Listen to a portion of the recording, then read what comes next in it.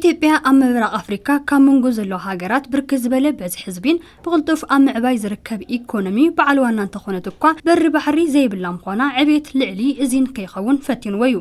መጽናዕታት ከም ዝሕብሮ በሪ ባሕሪ ዘለዎን ሃገራት ካብ ካልኦት ሃገራት ብዝተፈለየ በብዓመቱ ካብ 2 ክሳብ 3 ሚታዊ ዕብየት ምጣኔ ሃፍቲ የመዝግባ እየን። ኢትዮጵያ በዓል ዋና በሪ ባሕሪ ብዘይምዃና ኣብ ኢኮኖሚያ ልዑል ጽዕንቶ ካብ ምፍጣር ብተወሳኺ ስትራቴጂካዊ ጽዕንቶ ከም ዘሎ ይግለጽ። ዋና ተመራማሪ ኢንስቲትዩት ጉዳያት ወጻኢ ዶክተር አማረ ቀናው ከም ዝበልዎ ሕቶ በሪ ባሕሪ ልዕሊ ተረባሕነት በሪ ባሕሪ ኢሎም ኢትዮጵያ ዘቕረበቶ ሕቶ በሪ ባሕሪ ፍትሓዊ ሓበራዊ ተረባሕነት ዘረጋግጽን ናይ ዜጋታት ድሌት መጻኢ ዘበን መሰረት ዝገበረ እዩ ኢሎም። በቀይ ባህር አካባቢ የሚደረጉ ማንኛውም የኢኮኖሚም ይሁን የደህንነት ትብብር ያገባናል። ኣብ ከባቢ በሪ ባሕሪ ዝፍጸም ምትሕባር ኢኮኖሚን ድሕንነትን ይምልከተና እዩ። ኣብኡ ዝፍጠሩ ስጋት ኢኮኖሚን ዓናውን ይጎድአና እዩ። ስለዚ ኣብዚ ዙርያ መጽናዕቲ ክነካይድ ኣለና።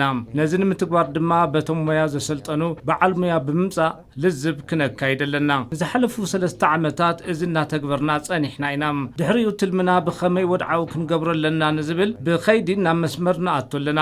ተፈላለዩ መንገድታት ተበጻሕቲ ክንኾለሎም ንኽእለሎም ኣለዉ።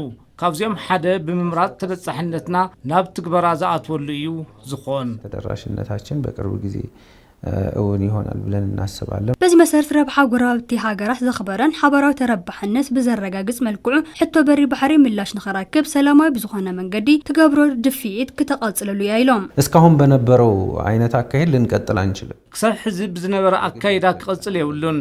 ሓድሽ መስርሕ የድልየና እዩ። ብመንጽር ሕዚ ዘሎ ኢኮኖሚ ዕብየት ህዝብን ምስ ካልኦት በሪ ባሕሪ ዘለዎም ጎረባብቲ ሃገራት ዘለዎን ዕብየት ልዑል እዩ።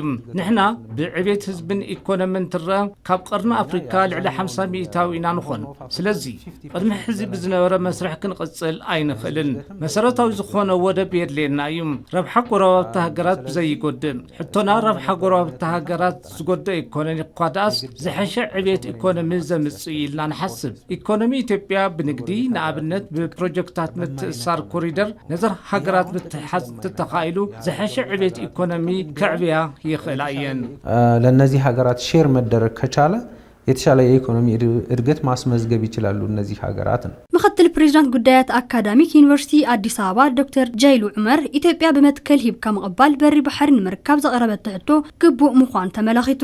ላዕለዎት ትካላት ትምህርቲ እቲ ጉዳይ ክንደይ ዝኣኽሉ ሰነዳት ብመጽናዕትን ምርምርን ተመርኪዞም ክቐርቡ ክኽእሉ ኣለዎም ኢሎም እቲ ምስ ዝተፈላለዩ ሃገራት ትገብሮ ምትእሳር መሰረተ ልምዓት መማረፂ ወደብ ንምስፍሕፋሕ ዕዙዝ ዕጃም ከም ዘሎ ድማ ዶክተር አማረ ተዛሪቦም ለድርድሩና ለውይይቱ የሚያስፈልጉትን ነትልዝ ዘድልዩ ሰነዳት ብመጽናዕትን ምርምርን ዝተረኸበ ሓበሬታ ካብ ምቕራብ ተወሳኺ ንወለዶ ብግቡእ ግንዛቤ ንምፍጣር ሓላፍነት ዩኒቨርሲቲታትን ዝተዋሃበ እዩ።